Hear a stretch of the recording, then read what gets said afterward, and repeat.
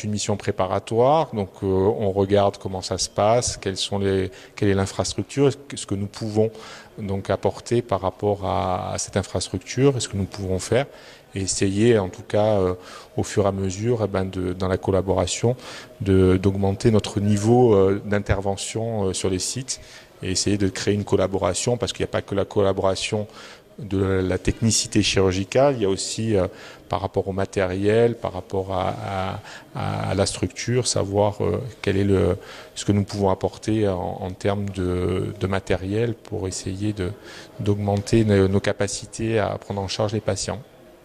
Donc c'est une dynamique. Ouais.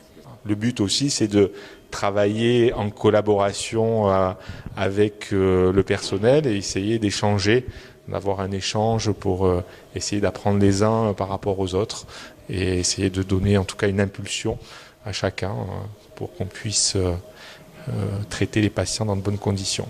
Alors les pathologies pour l'urologie, donc c'est essentiellement les pathologies de la prostate, des calculs, des problèmes aussi au niveau des organes génitaux externes. Donc c'est tous les patients qui ont des sondes, qui ont des saignements quand ils font pipi, qui ont des coliques néphrétiques parce qu'ils ont des cailloux qui sont bloqués.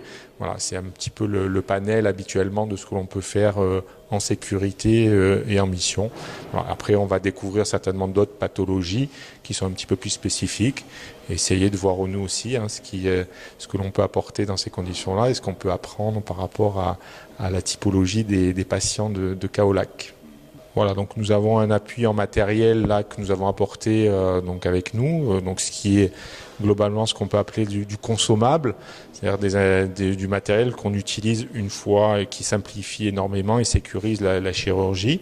Voilà, donc c'est un petit peu la logistique. Il n'y a pas que de la technicité humaine, il y a aussi du matériel, des médicaments spécifiques. Bon, au-delà des médicaments de base dont on dispose, il y a des médicaments notamment pour l'anesthésie dont on va avoir besoin pour faire des rachianesthésies, des anesthésies générales, pour essayer au maximum d'avoir toute la capacité à traiter le patient en pré, opératoire et post-opératoire.